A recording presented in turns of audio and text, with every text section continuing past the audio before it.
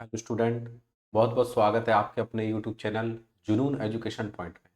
देखिए, last time हमने मौर्य वंश को कंप्लीट किया था और जैसा कि आप स्क्रीन पर देख रहे हैं, आज हम पढ़ेंगे शुंग वंश के बारे में। ठीक है, तो मौर्य वंश में काफ़ी कुछ चीज़ें हमने पढ़ ली थी बहुत अच्छे से, कोई दिक्कत नहीं है। और उसको थोड़ा सा मैं रिपीट कर देता हूँ, फिर हम सीधा शुंग वंश से स्टार्ट करेंगे। और ये जो शुंग वंश का जो समय है वो है आपका 184 से लेके 73 ईसा पूर्व। ठीक है, अब अपन चलते हैं इससे बैक में जो हमने अभी तक पढ़ा था उसका रिवीजन करा देता हूँ आपको। ठीक है, हमने मौर्य वंश के अंदर 5 प्रांत पढ़े थे, जिसमें उत्तरापंथ की राजधानी थी तक्षशिला। तो उत्तरा जब शब्द इस्तेमाल हो तो आप समझ जाना कि एक शिला है, उस शिला पर से पानी उतर रहा है। ठीक है, प्राची से प्राचीन है, प्राचीन याद कर लो, पाटलिपुत्र बड़ा ही प्राचीन है। अवंती, अवंती जो है वो उज्जैनी को बोला गया है। दक्षिणापंथ है, दक्षिण में स्वर्ण गिरी है, सोने की चेन गिर गई किसी की। कलिंग की राजधानी थी तोसली। यहाँ पर हमने पढ़ा था कि ग्राम प्रमुख जो होते थे उनको ग्रामीणी कहते थे। और मेगास्थनीज ने 30 सदस्य वाली एक नगर परिषद या पौर सभा के बारे में उल्लेख किया है, जिसका अधिकारी जो होता था वो कौन होता था? एस्ट्रोनॉमी। तो एस्ट्रोनॉमी वो अधिकारी होता था जिसमें 30 सदस्य वाली जो नगर परिषद होती थी, पौर सभा के बारे में बताया गया। ठीक है, 6 समिति, और 6 समिति में 5 सदस्य होंगे, तो 30 हमने ये कंप्लीट किया था। ठीक है, इसमें नगर परिषद के क्या कार्य थे वो नॉर्मल सी बात है, जो नगर पालिका का नगर निगम का काम होता है वो आपका इसमें दिया हुआ है। ठीक है, रज्जुक, रज्जुक कौन था? बोले भूमि मापने। जी हमने पहले भी पढ़ा दिया था आपको, रज्जुक से राजू याद कराया था, और राजू जो है वो भूमि मापने में एक्सपर्ट था। ठीक है, इसके अलावा रुद्रदमन का गिरनार अभिलेख मैंने आपको बताया था, और रुद्रदमन का जो गिरनार अभिलेख है वो जूनागढ़ गुजरात में है। और सुदर्शन झील का निर्माण करवाया गया था रुद्रदमन उसके सॉरी क्या कहते हैं, मौर्य वंश के राजा चंद्रगुप्त मौर्य के समय में। ठीक है, देखिए यहाँ पर गुप्तचर दो प्रकार के हुआ करते थे। एक गुप्तचर था जो एक ही स्थान पर रह सकता था, और एक गुप्तचर था जो भ्रमणशील था। ठीक है, जो एक ही स्थान पर रहता था वो था संस्था, बहुत इंपॉर्टेंट है अगर आपसे पूछे संस्था क्या है। और एक हमने पढ़ा था संचार। ठीक है, तो संस्था, कोई भी संस्था होती है वो एक स्थान पे होती है। संचार टेलीकम्युनिकेशन, इधर से उधर नॉलेज ट्रांसफर होती है, आपको मालूम है। धर्मस्थल ये दीवानी न्यायालय हुआ करते थे, और फौजदारी न्यायालय, जिसमें दो शब्द याद रखना है, एक याद रखना हमें व्यवहारिक, और एक याद रखना है प्रतिष्ठा। ठीक है, कंटक सूदन फौजदारी न्यायालय होते थे, उन्हें प्रतिष्ठा न्यायाधीश कहा गया है। ठीक है, और 5 प्रांत मैंने आपको बता दिए, प्रांतीय शासक कुमार। एक और इम्पोर्टेंट चीज मैंने आपको बताई थी लास्ट टाइम कि प्रांत जिलों में बटे हुए थे, आज भी प्रांत जिलों में बटे हैं, बट उस समय में मौर्य वंश के अंदर जो जिले होते थे उन्हें क्या कहते थे? उन्हें कहा जाता था विषय, उन्हें विषय कहा जाता था, और जो विषय का प्रमुख होता था उसे विषयापति कहते थे। ठीक है, प्रत्येक विभाग का एक नियंत्रण अधिकारी हुआ करता था। राजकीय कृषि भूमि सीता अध्यक्ष की देखरेख में सीता कृषि योग्य भूमि थी। विक्रय विभाग में मैंने आपको पणिया अध्यक्ष बताया था कि वही पणिया जाके। ठीक है, टकसाल में लक्षणाध्यक्ष मैंने आपको बताया था। खानों के विभाग में अकरा अध्यक्ष बताया था। और वन संपदा में मैंने कुपिया अध्यक्ष बताया था आपको। ठीक है, तो वन में है तो कुपिया है, ऐसे याद कराया था। टक टक की आवाज कर रहा था, बोले तेरे में लक्षण नहीं, लक्षण। तो ये क्या है, कनेक्टिविटी को भी आपको हमेशा रिकॉल करना है। ठीक है, किसी चीज को पढ़ा, कैसे पढ़ा, याद किया, कैसे याद किया, तो रिवीजन करते समय उसका भी ध्यान रखेंगे। ठीक है, हमने दो वंश भी पढ़े थे, थोड़े से अजीब नाम है बट पढ़ना तो पड़ेगा। एक डेमेट्रियस वंश और एक यूक्रेटाइडस वंश। जो यूक्रेटाइडस वंश है इसमें क्या था? बोले इस वंश का सबसे प्रतापी शासक एंडियालकिडास था, और सुंग शासक भागभद्र के विदिशा स्थित दरबार में एक राजदूत था हेलियोडोरस। बहुत इंपॉर्टेंट है, मैंने बताया था हेलियोडोरस का खम्मा कहाँ पे है? विदिशा में। ठीक है, इसके अलावा डेमेट्रियस वंश, डेमेट्रियस वंश में हमने मिनांडर को पढ़ा। मिनांडर का विवाद हुआ था नागसेन बौद्ध भिक्षु से, और उसके बाद में मिनांडर ने अपना नाम मिलिंद रखा था। और मिलिंद के बारे में, या नागसेन और मिनांडर के विवाद के बारे में एक ग्रंथ में जानकारी मिलती है जिसका नाम है मिलिंद पन्नो। ठीक है, इसके अलावा हमने पढ़ा था कि मौर्य साम्राज्य का जो पतन है वो उसके बाद में, जैसे अशोक, अशोक के बाद में मौर्य वंश का धीरे धीरे पतन होता गया। पर अशोक के बाद में कुणाल आए, दशरथ आए, संप्रति आए, सालिसुख, इस तरीके से आपको बताया था। और इसके अलावा कुणाल संप्रति जो है जैन धर्म के उपासक थे, जबकि आपको पता है कि बुद्ध जो अशोक है वो बौद्ध धर्म के उपासक थे। ठीक है, अंतिम शासक मौर्य वंश का भद्रथ मौर्य आपको बताया था। और चीन के राजा सीन हुआंगती नेता से उद्घाटन कराया था, तो 210 ईसा पूर्व में चीन की महान दीवार बनी थी। ये आपकी नॉलेज में होना चाहिए, ठीक है। सिक्के हमने पढ़ा था, सिक्के के बारे में कि भाई पंचमार्क सिक्कों का इस्तेमाल होता था। सिक्के में मैंने आपको एक और चीज़ बताई थी कि यहाँ पर निष्क निष्क जो है स्वर्ण मुद्रा है, कारशापण है, धरन है, शतमान है, चांदी के सिक्के हुआ करते थे। माशक काकड़ी जो होते थे वो तांबे के सिक्के थे, ठीक है। इसके अलावा हमने बताया था आपको 7 जातियों में समाज बटा हुआ था, कौन कौन सी जाति थी ये भी बताया है। ताम्रलिपित अगर आपसे पूछा जाता है क्या है, तो ताम्रलिपित एक बंदरगाह है जहाँ से मोती, नेपाल से चमड़ा, सीरिया से मदरा, पश्चिम एशिया से गुड़ों का आयात होता था, ठीक है।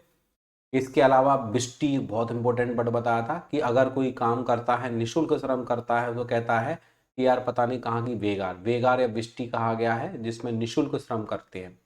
बलि एक प्रकार का धार्मिक कर है। रज्जू भूमि माप का मैंने बताया था राजू से। विविता, विविता खाती रहती है। चारागाह, विविता अध्यक्ष चारागाह का प्रमुख अध्यक्ष था। निर्यात कर हुआ करता, निष्क्रम कहा गया है, ये भी निर्यात से संबंधित है। और सेना भक्त हमने पढ़ा था, किसी भी अभियान के दौरान जो प्रजा को, मतलब जो सेना को ग्रामीण क्षेत्रों में जो जाती थी सेना, तो कुछ भी उनको उपहार देते थे। पिण्य बहुत इंपॉर्टेंट शब्द था। पिण्य क्या था, संकट काल के समय लिया जाने वाला। और उत्संग जो था वो त्योहार के समय में राजा को दिए जाने वाले एक स्वैच्छिक कर, ठीक है, उपहार एक तरीके से। और चोर रज्जू, चौकीदार, शुल्क, आयात, बर्तनी, बर्तनी सीमा पार करने के लिए लिया जाने वाला जो कर होता था उसको कहते थे बर्तनी। यानी अगर कोई सीमा पार कर रहा है इधर से उधर तो बात नहीं करनी है, तो बर्तनी बताया था। नगर प्रशासन की बात करते हैं तो मेगास्थनीज की एक बुक थी इंडिका, और पाटलिपुत्र नगर प्रशासन का वर्णन किया गया, तो ये हमने पहले से पढ़ रखा है, ठीक है। इसमें मैंने आपको अध्यक्ष बताए थे, अध्यक्ष में अक्षपटला अध्यक्ष से बताया था अच्छा पढ़ा लिखा होना चाहिए तो हम महालेखाकार बनाएंगे, ठीक है। स्वर्ण अध्यक्ष होने का, हस्त्यार में अश्वा में भी ज्यादा दिमाग नहीं, मापा में भी ज्यादा नहीं सोचना।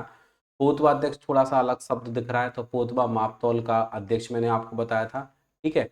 ये केवल मैं रिपीट कर रहा हूँ प्रीवियस क्लास को, बाकी का फिर अपन आगे पढ़ेंगे सुंगवन से। संस्था अध्यक्ष व्यापार मार्गों का अध्यक्ष होता था। पतना वही बंदरगाह। नवा जहाज रानी। मुद्रा अध्यक्ष पासपोर्ट, और गो अध्यक्ष तो पशुधन से संबंधित है। विविता चारागाह। लोहा अध्यक्ष धातु विज्ञान है। लक्षणाध्यक्ष टकसाल का मैंने बता दिया था। सूत्र अध्यक्ष जो कताई बुनाई है, यानी कि कपड़े उद्योग से संबंधित। शुल्क अध्यक्ष व्यापार वसूली। आयुधगार है तो आयुध से संबंधित। खुफिया, खुफिया है तो वनों का अध्यक्ष। कोष्ठगार अध्यक्ष। अकरा खानों के विभाग। सीता अध्यक्ष राजकीय कृषि। गणिका, गणिकाओं का अध्यक्ष था। सूनाध्यक्ष बूचड़ खाने सूने हैं बताया था। सुराध्यक्ष आबकारी विभाग से, और पड़े अध्यक्ष जो है टकसाल वगैरह से संबंधित है। और ऐसे हमने यहाँ पर 26 अध्यक्षों को पढ़ा था, ठीक है। इसके अलावा इसमें जो दिए गए थे, इसमें बोलते हैं ना 18 तीर्थ, 18 तीर्थ दिए गए थे। और 18 तीर्थों में अगर हम बात करते हैं कि प्रधानमंत्री किसके समय में कौन बना था, चंद्रगुप्त मौर्य के समय में कौटिल्य थे। बिंदुसार के समय में खलवाटक थे। और अशोक के समय में राधागुप्त, ठीक है। समाहर्ता राजस्व विभाग के अधिकारी। और सन्निधाता यानी कि सन डाल देते थे कोषाध्यक्ष। सेनापति, युद्ध मंत्री। युवराज राजा का उत्तर प्रदेश का मैंने बता रखा है, प्रदेश का नाम रोशन किया था फौजी ने। और व्यवहारिक से मैंने याद है दीवानी न्यायालय, ठीक है। तो इस तरीके से हमने ये सब नाम पढ़ रखे हैं, अच्छे से आपको पता होना चाहिए। एक 8वीं बताया था, 8वीं पास होगा तो वन विभाग में नौकरी लगेगी। नागरक नगर से दुर्गपाल, भीतरी दुर्ग, अंतपाल सीमावर्ती, दंडपाल सेना की सामग्री जुटाने वाला। और एक और इम्पोर्टेंट वर्ड था कर्मांतिक। कर्मांतिक जो है वो उद्योग धंधों का प्रधान निरीक्षक हुआ करता था, ठीक है। तो ये सब हमने पढ़ लिए हैं। अब हम पहुंचते हैं मौर्य काल के बाद शुंग वंश में, ठीक है। बहुत ही इम्पोर्टेंट है शुंग वंश। और इस शुंग वंश के बारे में सबसे इम्पोर्टेंट बात यह है कि इस शुंग वंश के जो राजा थे, ठीक है, वो ब्राह्मण धर्म से संबंधित थे, ठीक है। कौन से धर्म के अनुयायी थे, ब्राह्मण धर्म के अनुयायी थे, ठीक है। ये आपको पता होना चाहिए।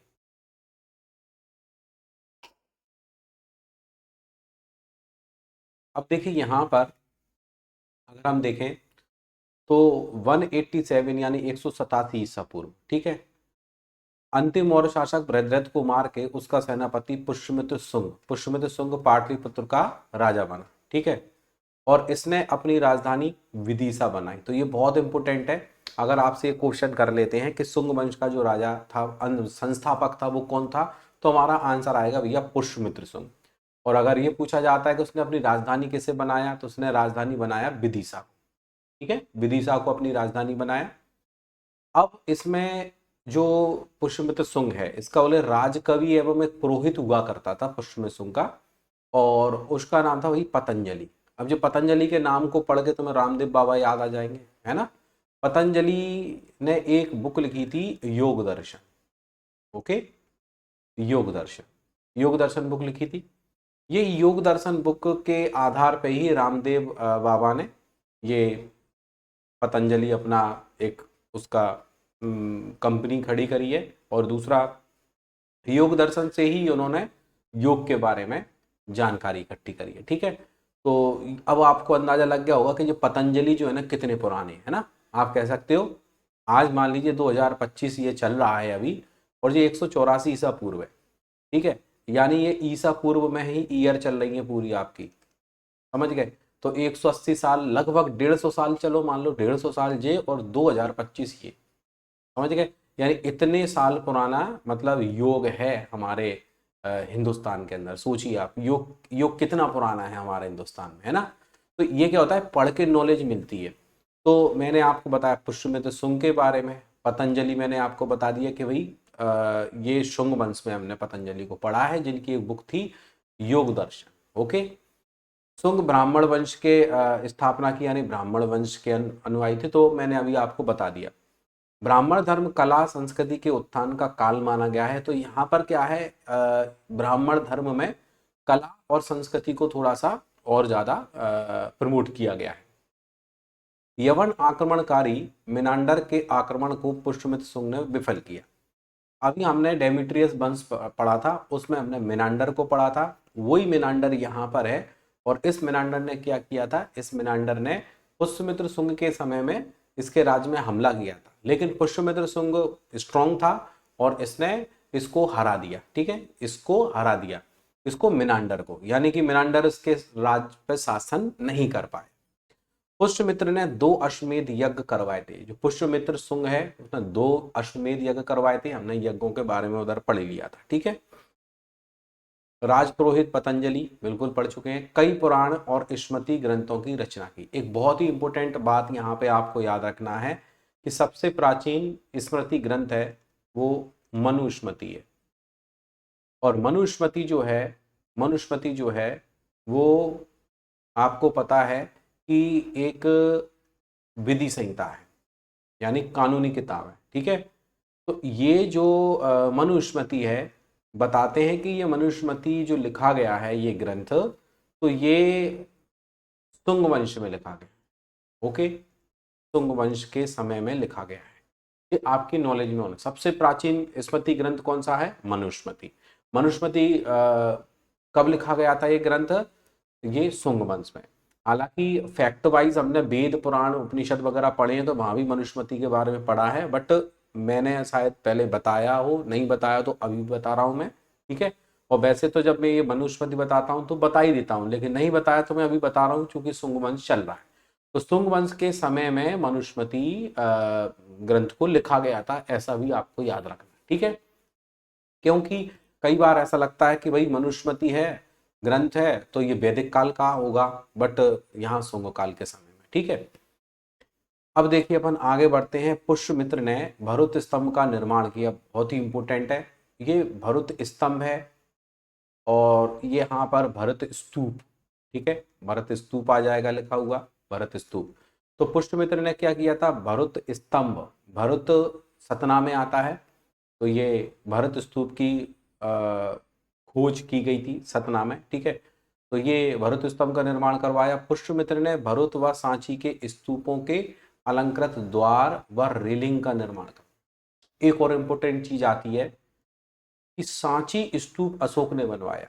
ठीक है, सांची स्तूप जो है वो किसने बनवाया था, सांची स्तूप बनवाया था अशोक ने। ये नॉर्मल सी बात है, सबको पता है। बट इस सांची स्तूप में ऐसे ऐसे करके रेलिंग है, आप देखना आगे की साइड ऐसे करके रेलिंग है पत्थर की। ठीक है, तो ये जो रेलिंग है, इस रेलिंग का कंस्ट्रक्शन जो है वो किसने करवाया था, पुष्यमित्र सुंग ने। तो जी आपकी नॉलेज में होना चाहिए। यहाँ लगा भरत व सांची के स्तूपों के अलंकृत द्वार, तो हम ये कह सकते हैं सांची स्तूप का द्वार है। दूसरा वहां की रेलिंग है सांची स्तूप की, वो किसने बनवाई थी? वो पुष्यमित्र सुंग ने बनवाई थी। आपकी नॉलेज में होना चाहिए, ठीक है। बात समझ में आई। इसके बाद में आता है अग्निमित्र, ठीक है। इसके बाद में कौन आता है? अग्निमित्र। अग्निमित्र पुष्यमित्र सुंग के बाद अग्निमित्र शासक बना, ठीक है। हालांकि शासकों के नाम इसमें दिए हैं, लेकिन हम बाद में जाके वसुमित्र भी पढ़ लेते हैं, देवभूति भी पढ़ लेते हैं कि भैया देवभूति जो है वो अंतिम शासक है। जैसे बृहद्रथ मौर्य को हमने पढ़ा, लेकिन कुछ राजाओं के नाम का क्रम भी दिया हुआ है। और अग्निमित्र को क्यों पढ़ रहे हैं हम, देखो आपको समझ में आएगा, ठीक है। क्योंकि एक बहुत महान विद्वान हुआ करते थे हमारे हिंदुस्तान के अंदर, कालिदास जी। और कालिदास जी ने कई ग्रंथ लिखे थे, आपको मालूम है। तो कालिदास ने एक बहुत ही महत्वपूर्ण नाटक लिखा था, और वो नाटक था मालविका अग्निमित्रम। ओके, मालविका अग्निमित्रम, तो ये नाटक था। अब यहां पर क्या है, पुष्यमित्र सुंग के बाद में अग्निमित्र शासक बना। कालिदास के मालविका अग्निमित्रम नाटक से पता चलता है कि अग्निमित्र के समय में ही यवन आक्रमण हुआ, ठीक है, जिन्हें अग्निमित्र के पुत्र वसुमित्र ने सिंधु नदी के तट पर पराजित कर दिया। मतलब यहाँ पर क्या है, यवन आक्रमण हुआ है, बाहरी लोग जो है आक्रमण कर रहे हैं, लेकिन वो आक्रमण को विफल कर दिया। किसने? वसुमित्र ने, ठीक है। तो बहुत ही इंपॉर्टेंट है कि भाई मालविका अग्निमित्रम जो है, बोले मालविका अग्निमित्रम ये किसका ग्रंथ है? तो कालिदास जी का ग्रंथ है। कालिदास जी ने मालविका अग्निमित्रम में किसके बारे में बताया है? अग्निमित्र के बारे में। अब आपसे होती है अग्निमित्र किस वंश से संबंधित है? तो शुंग वंश से, ठीक है। तो ये चीज हमारी क्लियर होनी चाहिए। और देखते हैं, हम आगे बढ़ते हैं। वसुमित्र की बात आती है, ठीक है। अग्निमित्र का उत्तराधिकारी था वसुमित्र, ब्रजमित्र है, भागभद्र है, और अंतिम शासक है देवभूति। तो अंतिम शासक, सबसे पहला शासक और प्रसिद्ध शासक। जैसे हम किसी भी वंश को पढ़ते हैं तो उस वंश में सबसे इंपॉर्टेंट होता है उसका संस्थापक, ठीक है। संस्थापक पता होना चाहिए। दूसरा, इस वंश के अंदर हमें अगर राजधानी दी है तो हमें राजधानी पता होना चाहिए। तीसरा, इसमें कोई प्रसिद्ध राजा है जिसने कोई युद्ध वगैरह किया हो, या उसने कोई निर्माण वगैरह किया हो, तो हमें ये याद रखना होता है। प्लस आखिरी यानी कि अंतिम जो शासक होगा उसके बारे में अगर दिया हुआ है तो उसकी भी हमें नॉलेज होनी। जो मतलब ये पॉइंट्स हैं बहुत ही महत्वपूर्ण। यानी जब जैसे मान लो आपने बोला मौर्य वंश, तो अब मौर्य वंश के अंदर हमने क्या पढ़ा भैया? मौर्य वंश का जो संस्थापक चंद्रगुप्त मौर्य था, मौर्य वंश का प्रसिद्ध राजा अशोक था, मौर्य वंश का अंतिम शासक बृहद्रथ मौर्य था। और उनके अंदर डिटेल आपको पता ही है, अशोक के अंदर कितनी सारी डिटेल मैंने आपको कराई है ना। तो इस तरीके से राजधानी दी है तो पढ़ लो, नहीं दी है कोई दिक्कत नहीं है ना। बट हमें इतना तो अंदाजा हो ही जाता है ना कि जैसे मौर्य वंश में भी देखेंगे तो विदिशा वाला जो क्षेत्र है, विदिशा का शासक था, वो राज्यपाल बनाया गया था अशोक को। और चंद्रगुप्त मौर्य है तो वो तक्षशिला वाला जो क्षेत्र है वो तो है ही, बाकी का जो घनानंद वाला जो क्षेत्र था उस पर उसने अधिकार कर रखा था चंद्रगुप्त मौर्य ने। श्रवणबेलगोला कर्नाटक किससे संबंधित है? चंद्रगुप्त मौर्य जी संबंधित है। तो इस तरीके से हमें चीजों को ध्यान रखना, ठीक है। अब मान लीजिए इसमें इतने सारे नाम आ गए, पुष्यमित्र सुंग आया, अग्निमित्र आया, वसुमित्र आया, ब्रजमित्र आया, भागभद्र आया, और देवभूति। अगर हम इन राजाओं को भी याद करना चाहते हैं तो कर सकते हैं। कैसे याद कर सकते हैं? तो देखो, अगर यहाँ पे लिखा है वसुमित्र, तो आपको पहले तो इतना याद रखना है कि भाई पुष्यमित्र सुंग ने अश्वमेध यज्ञ करवाए, है ना। इतना तो याद रखोगे। अश्वमेध यज्ञ, अश्वमेध यज्ञ, यज्ञ जब होता है तो यज्ञ में क्या होता है? अग्नि होती है, बस इतना ध्यान रखो। ये दो नाम तो आपको याद करने ही पड़ेंगे। तीसरा, चौथा, पांचवा और छठवा, ये चार नाम मैं आपको ऑलरेडी कनेक्टिविटी से बता देता हूं तो याद रहेगा, ठीक है। तो देखिए, पुष्यमित्र के बाद में आ गया भैया अग्निमित्र, ठीक है। अब अग्निमित्र के बाद में देखो वसुमित्र। अब वसुमित्र से क्या याद रखेंगे? बोले बस से गए मित्र के साथ में, बस ले गए मित्र के साथ में गए, ठीक है। कहाँ गए भैया? ब्रज की यात्रा पे गए। कहाँ गए? ब्रज की यात्रा पे गए। और ब्रज की यात्रा पे गए तो कैसे गए? भागते हुए गए, भाग भाग के गए। कैसे गए? भाग भाग के। वहां पे गिरिराज जी की परिक्रमा लगाई, है ना, भाग भाग के लगाई, तो ये हो गया भाग। ठीक है, इसके अलावा अब वहां पर ब्रज में भागेंगे तो वहां पे हमें देखने को कौन मिलेंगे, बोले देवता मिले। कितनी अच्छी कनेक्टिविटी है, बस मित्र। वो पता है ये चीज क्या रियल रियल भी है। अभी जैसे मैं आज आपको ये दे रहा हूँ क्लास रियल में, आज के ही दिन, ठीक है, आज के ही दिन, जैसे आज आपका जो है 4 अगस्त, ओके, 4 अगस्त का दिन है। रियल में मेरे जो 3 मित्र हैं वो बस से गए हैं। कहाँ गए हैं, ब्रज गए हैं। कैसे गए हैं, भागते हुए गए हैं। क्यों गए, देवताओं के दर्शन के लिए कर रहे हैं, गिरिराज जी की परिक्रमा करने गए। बस मित्र, ब्रज, भागभद्र, देवता। ठीक है, देवता से क्या आ जाएगा, देवभूति याद आ जाएगा। ओके, तो ये चीज हमें याद रखनी है। पुष्यमित्र सुंग का याद रखना है, अग्निमित्र को याद रखना है, वसुमित्र याद रखना है। ये बस नहीं है, ये बसु है। बोलना सही है, सोचना थोड़ा सा गलत है। ठीक है, और ब्रज मैंने बता दिया, भाग मैंने बता दिया, और देव, देव से देवभूति याद आ जाएगा। ठीक, अब देखें भागभद्र के बारे में तो अपन पढ़ चुके हैं, उधर विदिशा स्थिर वो हेलियोडोरस के बारे में। देवभूति सुंग वंश का अंतिम शासक और इसके मंत्री वसुदेव, और इसकी हत्या कर कण्व वंश की स्थापना, मतलब इसकी हत्या करके कण्व वंश की स्थापना की। बात समझ में आई, यानी कि इसी का मंत्री था देवभूति का कौन, वसुदेव, और वसुदेव ने क्या किया, कण्व वंश की स्थापना। तो अगर हम कहते हैं कण्व वंश की स्थापना किसने की, तो वसुदेव कण्व ने की। ठीक है, तो हमने सुंग वंश को कंप्लीट किया। सुंग वंश के बाद में कण्व वंश आ जाएगा। ओके, अब देखिए, अब यहां पर लिखा हुआ है सुंग वंश गुप्त वंश का शानदार पूर्वगामी है। ओके, तो ये वाली जो लाइन है ना बड़ी ही इंपॉर्टेंट है। पता है क्यों, क्योंकि सुंग वंश के बाद में छोटे छोटे राजवंश होंगे। बात समझ में आ रही है, जैसे सुंग वंश है तो छोटे छोटे राजवंश होंगे 2-4। उसके बाद में जो मेन जो सबसे ज्यादा अच्छे शासक आएंगे, तो वो किस में आएंगे, वो गुप्त वंश में आएंगे। ओके, और गुप्त वंश का जो समय होगा वो 240 ईस्वी से स्टार्ट हो जाएगा। 220 240 ऐसा, मतलब 200-250 के लगभग दिया रहता है। ठीक है, अब देखते हैं, अपन आगे बढ़ते हैं। अब लिखा हुआ है कण्वंश। कण्वंश का जो समय है वो 73 से लेके 27 तक, यानी 73 से 27 आपको याद रखना है। 322 से लेके 184 तक मौर्यवंश, 184 से 73 ईसा पूर्व तक सुंग वंश, और 73 से लेके 27 तक आपका आ गया कण्वंश। यानी कि ये 73 है, तो 73 से 27 भी इजीली याद आ जाएगा, क्योंकि वैसे हम 73 को पलटेंगे तो 37 होगा, बट हमें ध्यान रखना है यहाँ 37 नहीं है, यहाँ पर क्या है, 27 है। ठीक है, मतलब बात समझ में आ रही है ना, 2 आ जाएगा। तो वैसे 37 आना चाहिए, लेकिन हम इसमें क्या करेंगे, 3 की जगह 2 बोल देंगे। तो 73 से लेके 27 तक इसको बोलेंगे अपन क्या, कण्वंश बोलेंगे। ठीक है, यह भी ब्राह्मण वंश है। अंतिम सुंग शासक देवभूति की हत्या करके उसी का सेनापति या मंत्री वसुदेव कर्ण 75 ईसा पूर्व में उसकी हत्या करके पाटलिपुत्र में कर्ण वंश स्थापित किया। तो एक और इंपॉर्टेंट चीज मिलती है, अभी हमने जब सुंग वंश पढ़ा, ओके, सुंग वंश पढ़ा, तो सुंग वंश के अंदर हमने विदिशा को पढ़ा कि भैया विदिशा इनकी एक प्रकार से राजधानी या विदिशा वाला जो क्षेत्र था। ठीक है, बट यहाँ जब कर्ण वंश पढ़ रहे हैं तो यहाँ क्या पढ़ रहे हैं, पाटलिपुत्र में, यानी पाटलिपुत्र ये पटना वाला एरिया आ गया, ये एमपी वाला एरिया आ गया, तो ये बिहार वाला एरिया आ गया। समझ रहे हैं, तो थोड़ा सा ध्यान रखना है। तो पाटलिपुत्र में कर्ण वंश की स्थापना की तो इंडिकेट है, तो उसको ध्यान रखना है। वसुदेव भूमिमित्र नारायण सुशर्मन 30 ईसा पूर्व में शासक थे, यानी कुल मिला के कर्ण वंश इतना ज्यादा वो नहीं है, इतना बड़ा वंश नहीं है, इतना ज्यादा समय का शासन नहीं है। तो कर्ण वंश का जो अंतिम शासक था वो ध्यान रखना है, यहाँ पर लिखा है सुशर्मन या सुशर्मा।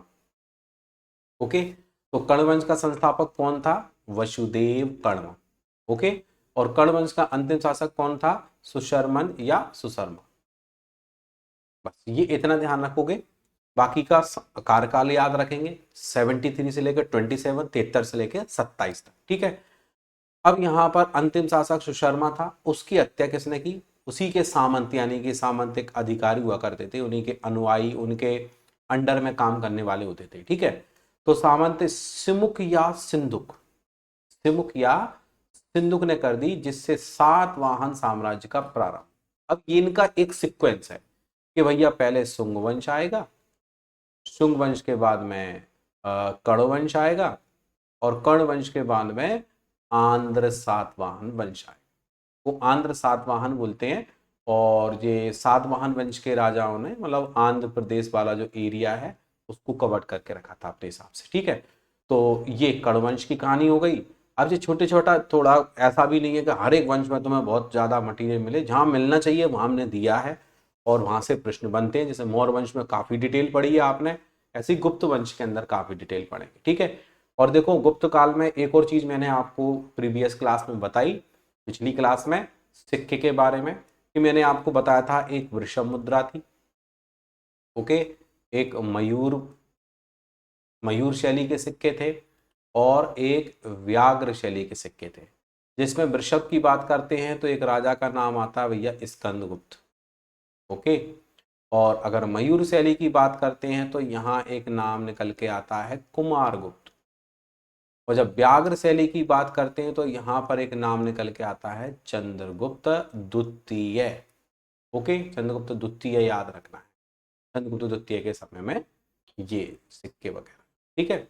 चलिए आगे बढ़ जाते हैं हम, यहाँ से यहाँ पे पहुंच गए हैं। सिंधुक या सिमुक है जिसने सातवाहन वंश, यानी इसी को आंध्र सातवाहन वंश कहते हैं। बात समझ में आ गई। चलिए आगे बढ़ते हैं। देखिए आंध्र सातवाहन वंश में इनकी राजधानी क्या थी वो ध्यान रखना है, प्लस इसमें प्रसिद्ध शासक कौन था वो ध्यान रखना है।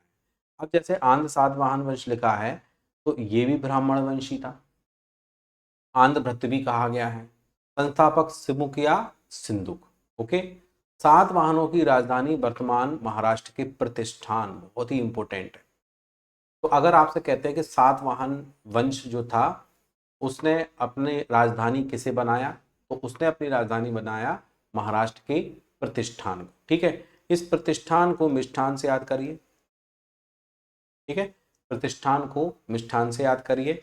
और यहाँ पर जैसे सात वाहन लिखा हुआ है तो सोचिए कोई व्यक्ति है, उसने कितने वाहन खरीदे, 7 वाहन खरीदे, ओके। और 7 वाहन में भी क्या खरीदी उसने, कार।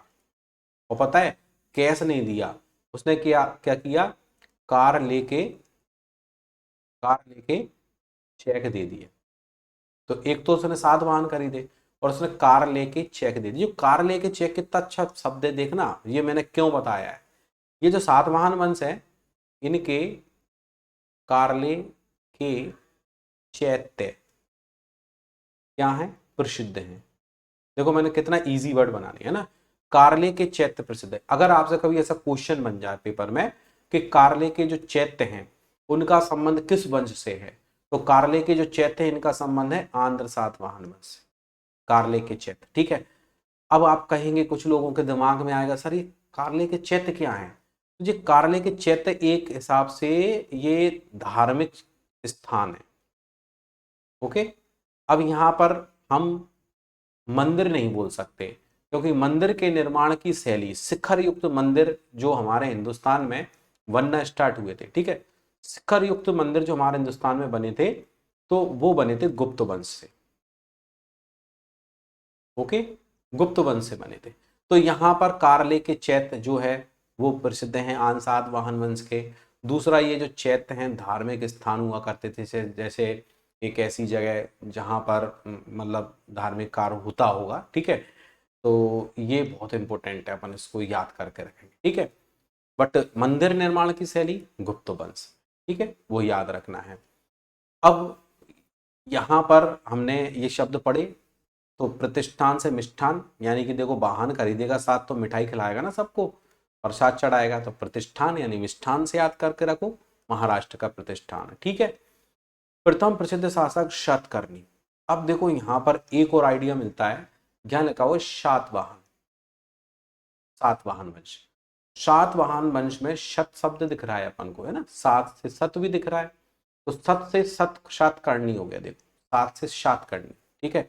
अब यहाँ पर ज्यादातर राजाओं के नाम जो हैं, शातकर्णी शब्द तो लगा मिलेगा, बट ऐसा बताया गया है कि इस वंश के राजाओं ने अपने नाम के पहले अपनी माता का नाम रखें। ठीक है, जैसे सातकर्णी जो राजा था ना, सातकर्णी प्रथम, इसकी माता का नाम था गौतमी। तो इसको मतलब बाद में, मतलब शतकर्णी, शतकर्णी तो दिया ही हुआ है, लेकिन शतकर्णी के बाद में जो सर्वश्रेष्ठ शासक हुआ वो गौतमी माँ का नाम है और उसके पुत्र का नाम शतकर्णी है। तो पूरा नाम क्या होगा, गौतमी पुत्र शतकर्णी। तो उसको बोलते थे गौतमी पुत्र शतकर्णी। ठीक है, एक अभी अपन पढ़ने वाले हैं वशिष्ठी पुत्र पुलमावी, है ना। अभी एक पढ़ने वाले हैं, अभी आगे दिया हुआ है, मैं बता देता हूँ आपको। वशिष्ठी पुत्र पुलमावी, ये लगा, वशिष्ठी पुत्र पुलमावी, ये भी एक नाम है राजा का। ओके, ये भी प्रसिद्ध शासक है। तो वशिष्ठी पुत्र पुलमावी। अब एक और नाम देखो आप, यज्ञश्री शतकर्णी, ये लिखा हुआ है। राजा शतकर्णी, बट इसकी माँ अलग है, ये सब अलग है ना। वशिष्ठी पुत्र पुलमावी अलग है और गौतमी पुत्र शतकर्णी अलग है। ठीक है, तो यहाँ पर दिया है यज्ञश्री शतकर्णी, यानी इसकी माता का नाम क्या होगा, यज्ञश्री। इसकी माता का नाम क्या होगा, वशिष्ठी। ठीक है, तो इस तरीके से अब नॉलेज वाली बात है कि भाई ऐसे भी राजा हुए हैं जिनने अपने नाम के आगे अपनी माता का नाम रखा। ठीक है, गौतमीपुत्र शतकर्णी था सर्वश्रेष्ठ व सुप्रसिद्ध शासक। ओके, जिसने शक पल्लव यवनों को पराजित किया। अब यहां पर एक लाइन क्लियर हो रही है कि जब यह सातवाहन वंश का साम्राज्य हिंदुस्तान में चल रहा था, ठीक है, तो उस समय शक भी हुआ करते थे और पल्लव भी हुआ करते थे। देखो यहां पर पहलव है, हालांकि ये पहलव बोला गया है, पहलव, और एक पल्लव वंश अलग पढ़ेंगे। ठीक है, पल्लव वंश हम अलग पढ़ेंगे, ये पहला वंश अपन पढ़ने वाले हैं अभी आगे जाके। ठीक है, अब यहाँ पे लिखा शकों ने हमला किया, तो शकों के बारे में भी अपन पढ़ेंगे। तो एक वंश हम शक वंश भी पढ़ने वाले हैं। ओके, और यवन भी हैं। इसके अलावा हम कुषाण वंश भी पढ़ने वाले हैं। ज्यादा कुछ नहीं, तो इनके संस्थापक, इनकी राजधानियां, महत्वपूर्ण राजाओं के नाम।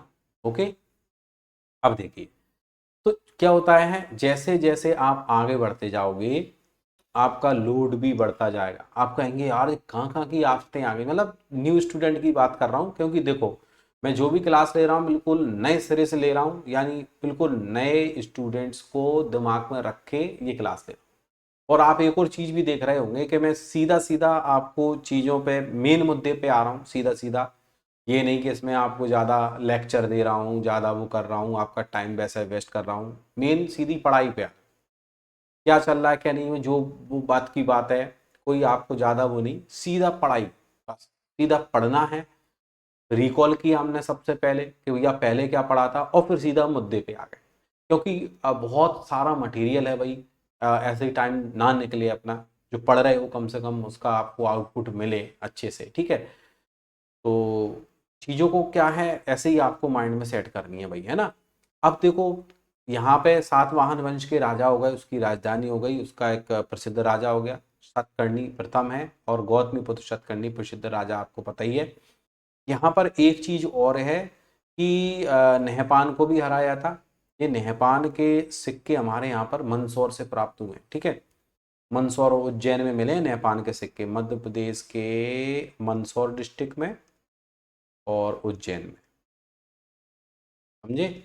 उज्जैन और मंदसौर में सिक्के मिले हैं, किसके मिले हैं, नहपान के। क्योंकि जो नहपान है ना, इसने एक समय में अपने हिंदुस्तान में मतलब कहीं ना कहीं ये आया है। ठीक है, इसने हमला किया है, तो इसके सिक्के प्राप्त हुए। ठीक है, अब देखो चांदी के सिक्कों पर अपना नाम अंकित करवाए, तो यहाँ लिखा है शक शासक नहपान को हराकर इसने चांदी के सिक्कों पे अपना नाम अंकित करवाया। किसने करवाया, गौतमी पुत्र सतकर्णी ने। क्या है, गौतमी पुत्र सतकर्णी था जिसने शक पल्लव यवनों को पराजित किया और शक शासक नहपान को हरा के इसने चांदी के सिक्कों पे अपना नाम अंकित करवाया। किसने, गौतमी पुत्र शतकर्णी ने। तो एक इंपॉर्टेंट चीज हो गई। और ये प्रतापी राजा या नहपान को हराया है इसने, शक वंश का राजा था उसको हराया इसने। ठीक है, चलिए आगे बढ़ जाते हैं। वशिष्ठी पुत्र पुलमावी अन्य प्रसिद्ध शासक था, और अंतिम शक्तिशाली शासक था यज्ञ श्री शतकर्णी। तो भैया पूरी पूजा हो गई, पूरी पूजा के बाद में अंतिम में क्या होता है, अंतिम में होता है यज्ञ। लास्ट में क्या होता है, यज्ञ होता है। तो यहाँ पे लिखा हुआ यज्ञ श्री शतकर्णी। ओके, यज्ञ श्री शतकर्णी। तो अंतिम शक्तिशाली शासक यज्ञ श्री सतकर्णी था। बौद्ध दार्शनिक नागार्जुन यज्ञ श्री सतकर्णी का मित्र था। बहुत ही इंपॉर्टेंट है भाई। इस नागार्जुन को भारत का आइंस्टीन कहते हैं। ओके, भारत का आइंस्टीन कहा जाता है नागार्जुन को। ठीक है, ये आपकी नॉलेज में होना चाहिए। दूसरा, ये जो नागार्जुन है ना, एक बुक है इनकी नागार्जुन की, जहां तक है शायद अश्वघोष। हाँ, अश्वघोष नागार्जुन की बुक है। ठीक है, तो अभी आगे भी आपको लिखा मिल जाएगा, बट मेरे को याद आया तो मैंने आपको बता दिया। ठीक है, तो ये जो है नागार्जुन यज्ञ श्री सतकर्णी का मित्र है। ठीक है, यानी जो अंतिम शासक है ना उनके समय में। और भारत का आइंस्टीन कहते हैं क्योंकि सापेक्षता के सिद्धांत के बारे में कुछ इन्होंने बताया। ठीक है, शैव वैष्णव धर्मों के अनुयायी यज्ञ और अनुष्ठान करते थे। आपको पता है शैव धर्म के जो व्यक्ति थे वो शिव के उपासक थे, और वैष्णव धर्म के जो थे विष्णु जी के उपासक थे। ठीक है, अमरावती में स्तूप का निर्माण करवाया। तो अगर आपसे पूछते हैं कि अमरावती स्तूप किसने बनवाया, तो सातवाहन वंश के शासकों ने बनवाया। बहुत इंपॉर्टेंट है। और अमरावती वर्तमान में आंध्र प्रदेश की कैपिटल। ओके, तो ये आंध्र प्रदेश, क्योंकि आंध्र सातवाहन वंश पढ़ रहे हो तो ये अमरावती स्तूप कभी पूछे तो आप बता सकते हो आंध्र सातवाहन वंश के शासकों। ठीक है, सातवाहनों का समाज मात्र सत्तात्मक था, इसलिए वो अपने नाम के आगे अपनी माता का नाम रखते थे। ठीक है, सातवाहन वंश ने अजंता एवं एलोरा की गुफाओं का निर्माण करवाया। मोस्ट इंपोर्टेंट है ये, तो पेपरों में, प्रीवियस पेपरों में पूछा भी गया है। ठीक है, तो बहुत ही इंपॉर्टेंट है कि अजंता एलोरा, आपको पता है अजंता और एलोरा की गुफाएं कितनी प्रसिद्ध है। और एलोरा की गुफाएं तो ऐसी हैं कि भैया एलोरा की गुफाओं को तो यूनेस्को की विश्व धरोहर सूची में भी शामिल किया गया है 1983 में। 1983 में यूनेस्को की विश्व धरोहर सूची में शामिल किया गया था। ठीक है, तो अजंता की गुफाएं, एलोरा की गुफाएं कहाँ पर है? महाराष्ट्र। और आप पढ़ भी तो रहे हो, सातवाहन वंश की जो राजधानी थी वो क्या थी? प्रतिष्ठान। और ये प्रतिष्ठान किस राज्य में आती है? महाराष्ट्र में आती है, ये भी मैंने आपको बता दिया। ठीक, तो अजंता और एलोरा की गुफाओं का श्रेय सातवाहन वंश के शासकों को जाता है। ठीक है, अमरावती कला का विकास किया। इनके बनाए हुए कारले के चैत्य प्रसिद्ध है, मैंने आपको बता दिया कारले के चैत्य। तो कारले के चैत्य का जो संबंध है वो किससे है? बोले कारले के चैत्य का जो संबंध है वो सातवाहन वंश। और ये अटपटा लगेगा पढ़ने में, क्योंकि चैत्य जो है वो धार्मिक स्थल है ना। तो ये कारले के चैत्य हैं, तो मैंने आपको बता दिया कि भैया कार लेके उसने चेक दे दिया, कार लेके चेक दे दिया, बस सिंपल है। चलो आगे बढ़ जाते हैं। सातवाहनों ने शीशे के सिक्के चलाए, बहुत इंपॉर्टेंट है।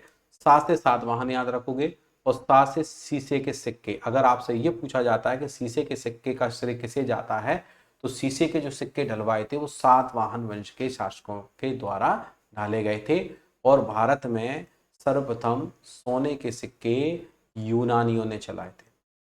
अगर आपसे बोलते हैं सोने के सिक्के सबसे पहले भारत में किसने चलाए, तो जो यूनानी थे ना, यूनानियों ने ही सबसे पहले सोने के सिक्के चलाए थे। ओके, भूमिदान की शुरुआत एक सातवाहन अभिलेख से मिलती है, और पहली शताब्दी में भूमिदान का सर्वप्रथम उल्लेख मिलता है।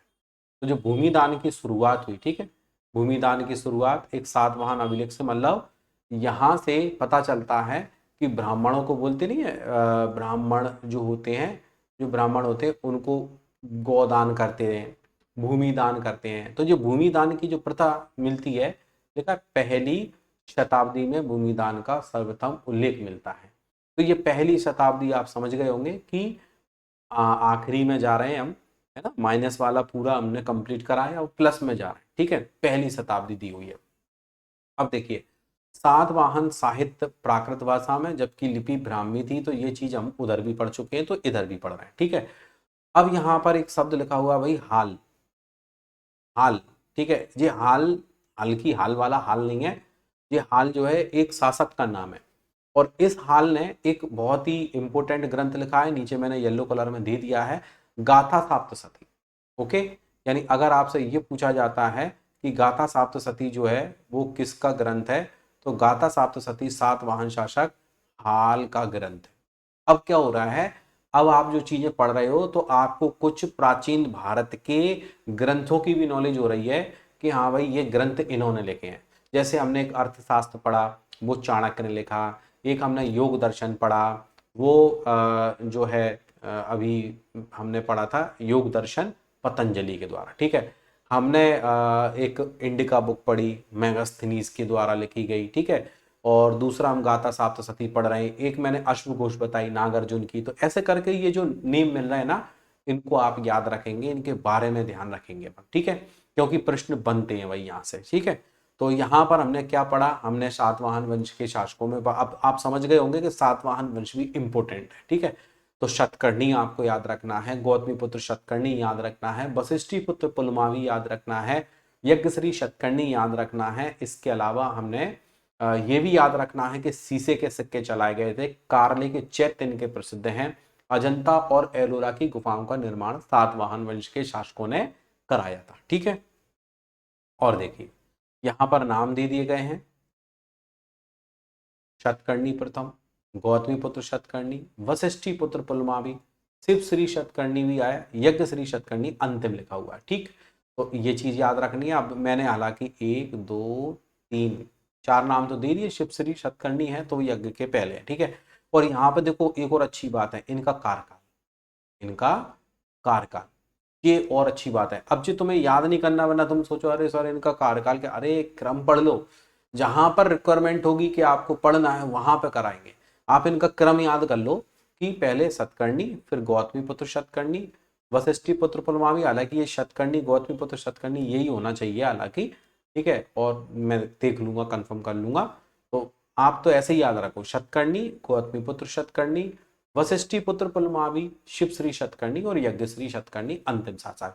और इस वंश के अंदर क्या महत्वपूर्ण हुआ वो ध्यान रख लो। ठीक है, इसके सिक्कों पर जलयान का चित्र अंकित है, जो जल यात्रा समुद्र व्यापार के प्रति इनके प्रेम को दर्शाता है। गौतमी पुत्र शतकर्णी से संबंधित हालांकि ये दिया हुआ है, क्योंकि उधर पढ़ा था ना, शक शासक वो नहपान को हरा के सिक्का जारी कराता है, और सिक्के से पता चलता है कि उस पर जहाज वगैरह बना हुआ था, ऐसा कुछ नौका बनी थी, जिससे पता चलता है कि ये जो है ना जहाजों का प्रयोग करते होंगे। ठीक है, अब बात आती है भैया बाकाटक वंश की। ओके, तो वंशों को याद रखेंगे, शुंग वंश पढ़ा, कर्ण वंश पढ़ा, छोटे छोटे राजवंश है। ठीक है, आंध्र सातवाहन वंश पढ़ा, और आंध्र सातवाहन वंश के बाद में अब हम पढ़ रहे हैं वाकाटक वंश। क्या पढ़ रहे हैं, वाकाटक वंश। तो इसमें वही वाली बात है ना, संस्थापक और प्रसिद्ध राजा। तो देखो ये लिखा हुआ है वाकाटक वंश। वाकाटक वंश भी ब्राह्मण वंश के ही अनुयायी थे। वाकाटकों ने कुल 200 वर्षों तक शासन किया। कितने वर्षों तक भाई, 200 साल तक शासन किया इन्होंने। ठीक है, अब यहां पर वाकाटक वंश में सबसे पहले नंबर पे लिखा हुआ है विंध्य शक्ति। देखो यहाँ पे लिखा है व से वाकाटक और वा से विंध्य शक्ति, यानी अगर आप तो वाकाटक वंश का संस्थापक कौन था, विंध्य शक्ति। ओके, वाकाटक, वाकाटक, विंध्य शक्ति 225 से 275 है। वाकाटक वंश का संस्थापक था, जिसकी राजधानी थी नंदीवर्धन, जो नागपुर के नाम से प्रसिद्ध है, मतलब महाराष्ट्र वाला एरिया है। बट यहाँ पर नंदीवर्धन अपन को याद रखना है। एक नंदीवर्धन शब्द हमने उधर याद करा था, एक राजा का था, हो सकता है उसी राजा के नाम पे नगर बसा हो, कोई बड़ी बात नहीं। ठीक है, तो नंदीवर्धन जो आता है वो नागपुर में आता है। ठीक है, विंध्य शक्ति याद रखना है, फिर इसमें प्रवरसेन फर्स्ट याद रखना है, फिर प्रवरसेन सेकंड याद रखना है। तो प्रवरसेन प्रथम, प्रवरसेन द्वितीय। तो विंध्य शक्ति, प्रवरसेन प्रथम, प्रवरसेन द्वितीय। किस वंश के राजा थे ये याद रखना है, वाकाटक। ओके, वाकाटक। तो वाकाटक से याद रखना है, वाकाटक, वाकाटक वो फाटक, फाटक से याद कर लो इसको। ठीक है, फाटक समझते हो, फाटक का मतलब होता है गेट। देसी भाषा में अपन गेट को फाटक बोल देते हैं, रेलवे फाटक। तो भैया फाटक क्या है, बंद है। विंद लिखा, विंद है। फाटक क्या है भैया, फाटक जो है बंद है, विंद है, बंद है, तो विंद शक्ति हो गया। क्यों बंद है फाटक भैया घर का, क्योंकि प्रवर, प्रवर का मतलब पूरा परिवार बाहर गया हुआ है। परिवार यानी परिवार जो है ना वो बाहर गया हुआ है, तो फाटक बंद है क्योंकि परिवार बाहर गया हुआ है। तो वाकाटक विंध्य शक्ति प्रवर। अब प्रवर याद रखोगे तो प्रवर सेन पर फर्स्ट कर दो और प्रवर सेन सेकंड कर दो। इनकी ईयर नहीं करना है, एक अंदाजे के तौर पे आप उसको वैसे ही पढ़ के रख सकते हो, बाकी का इनका क्रम याद रखो। और अगर आप में लग रहा है आपको तो शुरू शुरू के एक एक राजा के नाम मतलब इनकी ईयर वगैरह आप ध्यान रख लो कि हाँ भैया, या फिर ऐसे याद रख लो कि ये 225 से लेके 390 के लगभग ये इन राजाओं ने शासन किया। तो इतना भी याद रख सकते हो, क्योंकि जहाँ पर ईयर की जरूरत होगी वहां मैं खुद आपको बताऊंगा, जैसे गुप्त वंश के अंदर हम पढ़ने वाले हैं, आगे जाके आ जाएगा। ठीक है, तो विंध्य शक्ति हो गया, प्रवरसेन हो गया, प्रवरसेन द्वितीय हो गया। अब ये हम क्यों पढ़ रहे हैं कि कभी मान लो इनमें से किसी राजा का नाम पूछ लिया और अगर हमने नहीं पढ़ा है तो हम नहीं बता पाएंगे, पढ़ना जरूरी है। अब देखो यहाँ लिखा है प्रवरसेन द्वितीय, इसने प्राकृत भाषा में सेतुबंध नामक पुस्तक की रचना की। तो अब यहाँ पर जैसे लिखा है ना कि ये जो पूरा मतलब ये जो बुक है वो किसके द्वारा लिखी गई है, प्रवरसेन द्वितीय के द्वारा। ठीक है, तो सेतु बंद अपन को याद रखना है। पहली बार तो देखो रेलवे फाटक बंद है, क्यों? क्योंकि परिवार जा रहा है कहीं घूमने के लिए। अब परिवार जा रहा था घूमने के लिए, बट पानी इतना निकला कि सेतु बंद मिला। सेतु का मतलब आप समझ जाओ, सेतु मतलब एक पुल है, एक ब्रिज है, और वो उसके ऊपर से पानी निकल रहा है, तो सेतु क्या हो गया भैया, सेतु बंद हो गया। ठीक है, तो यहाँ पे लिखा हुआ है सेतु बंद नामक क्या है, प्रवरसेन। प्रवरसेन यानी परिवार परेशान हो रहा है क्योंकि रास्ते में सेतु बंद मिला है। ठीक, अब एक और चीज सुनो, अजंता की गुफा संख्या 9 और 10 वाकाटक काल से संबंधित। बहुत ही इंपॉर्टेंट लाइन दी हुई है, क्योंकि जो अजंता की गुफाएं हैं एलोरा महाराष्ट्र में, आपको मालूम है। ठीक है, अजंता की गुफाओं की विशेषता है कि अजंता की जो गुफाएं हैं वो नंबर से उसमें बहुत कुछ दिया गया है। जैसे गुफा नंबर 16, यहाँ पर एक मरणासन राजकुमारी को बताया गया है। एक गुफा नंबर 17, इसको चित्रशाला कहा गया है क्योंकि यहाँ पर गौतम बुद्ध के जन्म से लेके मृत्यु तक के चित्र जो है उत्कीर्ण किए गए हैं। बात समझ में आ रही ना? तो ये गुफा नंबर 9 और गुफा नंबर 10, पहले इतना याद रखो, फिर आगे हम देखेंगे कि यहाँ पर अजंता में टोटल कितनी गुफाएं हैं और कौन कौन सा गुफा नंबर में मतलब कौन कौन सी इंपोर्टेंट है, उनका नंबर भी हमें याद रखना है। जैसे 16 नंबर गुफा मैंने आपको बताई, मरणासन राजकुमारी का चित्र। और 17 नंबर गुफा याद रखना है क्योंकि इसको बोला गया है चित्रशाला। या और ये जो अजंता की गुफाएं हैं, यहाँ पर आपको जैन धर्म की गुफाएं भी मिलेंगी और बौद्ध धर्म से संबंधित भी मिलेंगी और हिंदू धर्म से भी संबंधित, इसलिए ध्यान रखना आपको। ठीक है, तो वाकाटक को 9 और 10 से याद रखना। ठीक है, देखो वाकाटक वी से स्टार्ट हुआ, वाकाटक बी से स्टार्ट हुआ, और 9 का अल्फाबेट क्या बताया था मैंने आपको, बी बताया था, है ना? तो अगर आप ये भूल जाओ कि 7 है कि 8 है कि 9 है, तो लॉजिक है, मैंने बता दिया आपको, वाकाटक यानी बी, और एक ही मतलब अगला डिजिट है इसमें, 9 के बाद क्या आ जाएगा, 10। यानी अगर आपको 9 नंबर याद आ गया तो 9 के बाद 10, 9 और 10 जो है वाकाटक काल से संबंधित है। ठीक, चलिए आगे बढ़ते हैं। आभीर वंश आया। आभीर वंश बोले इस वंश का संस्थापक ईश्वर सेन था, जिसने 249 के लगभग शासन किया, चेदी संवत की स्थापना करी। फिर आता है इक्ष्वाकु वंश। इक्ष्वाकु वंश सातवाहनों के सामंत थे, यानी कि उनके अधीन काम करते थे, बट उन्होंने अपना खुद का एक छोटा सा वंश स्थापित किया, और इस वंश का संस्थापक था शांतनु।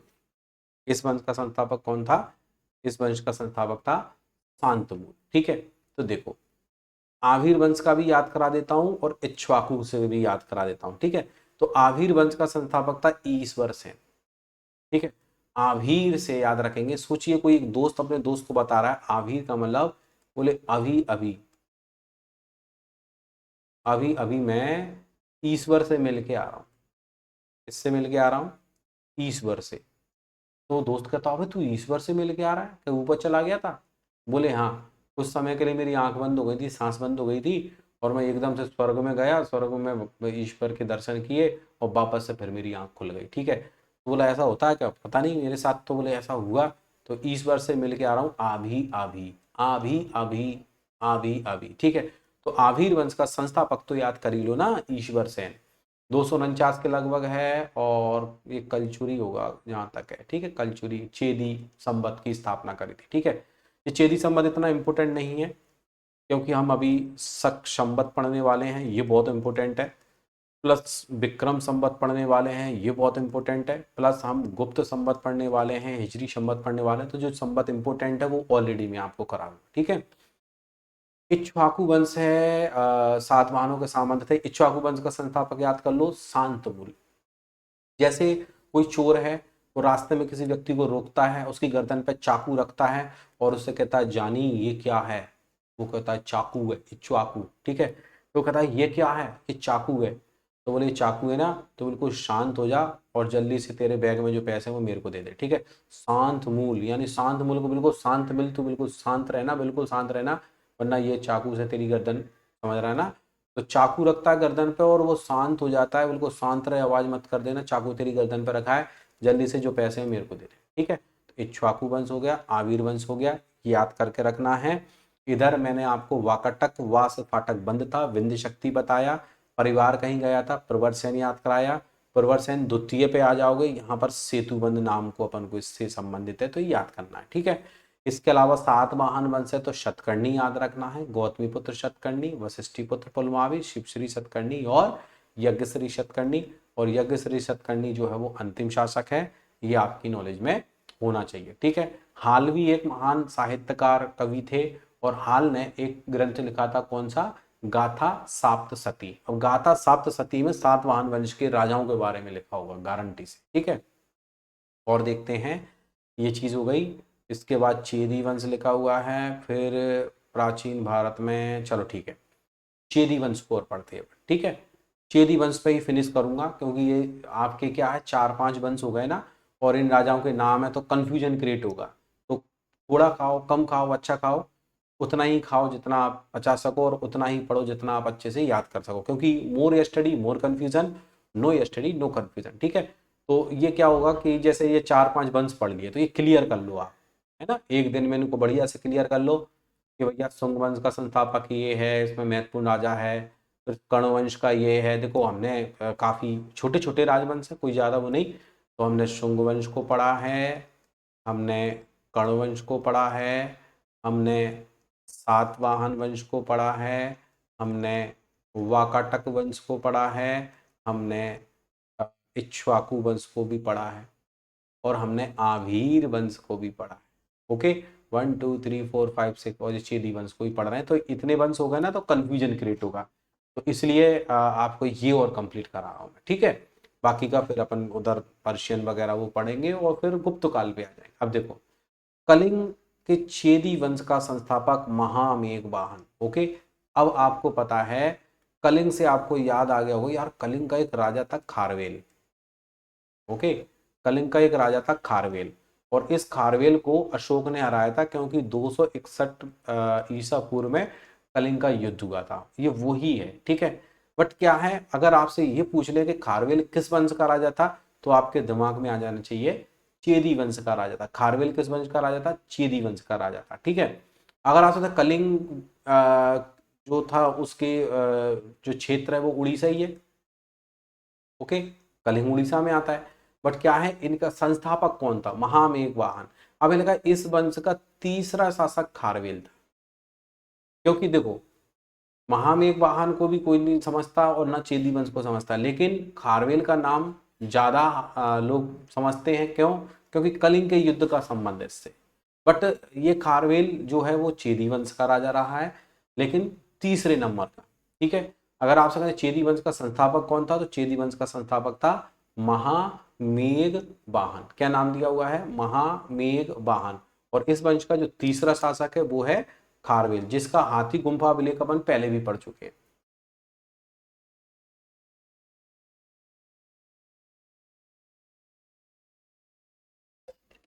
हाथी गुम्फा अभिलेख पहले मैंने आपको बता चुका हूं, और हाथी गुम्फा अभिलेख जब अभिलेख वाले टॉपिक पढ़ रहे थे तब बताया था मैंने, ठीक है।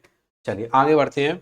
यहां पर खारवेल बताते हैं जैन धर्म का अनुयायी था, ठीक है। खारवेल जो है ना वो जैन धर्म का अनुयायी था, और इसने हाथी गुम्फा जैन संतों को दान में दे दी थी। स्वाभाविक है, जैन धर्म को मानना है तो जो जैन संत होंगे तो उनको उसने दान में दे दी, ठीक है।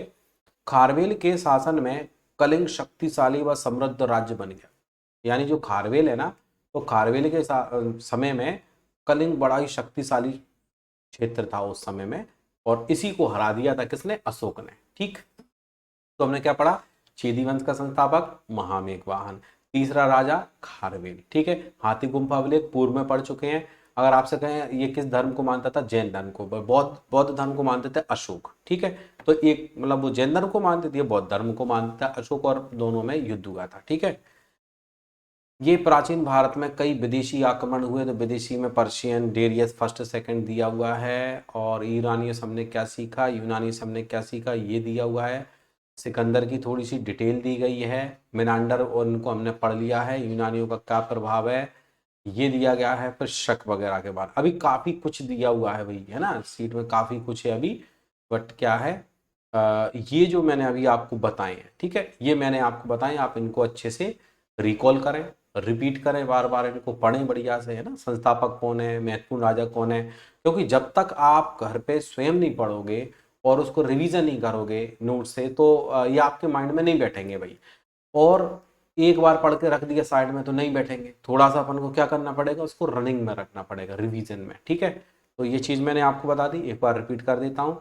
ये चाकू है, और चाकू से बोला तो शांत रहना, जो भी पैसा है दे देना। ठीक है, आभीर यानी अभी अभी, अभी अभी ईश्वर से मिल के आ रहा हूँ। ठीक है, और बाकटक यानी फाटक बंद था, विंद था तो विंद शक्ति, परिवार था तो प्रवरसेन, प्रवरसेन द्वितीय मैंने था, सेतु बंद भी बताया। ठीक है, यज्ञ श्री शतकर्णी, शतकर्णी गौतमी पुत्र शतकर्णी मैंने आपको बताया। ठीक है, गाथा सप्तशती मैंने बता दिया, गाथा सप्तशती है तो सातवाहन शासक हाल है, हाल एक महान कवि थे। ठीक है, इसके अलावा शीशे के सिक्के चलाए, सातवाहन वंश ने अपनी जो राजधानी प्रतिष्ठान महाराष्ट्र बनाई। सातवाहन वंश में अजंता एलोरा की गुफाएं, 29 गुफाओं के बारे में बताते हैं,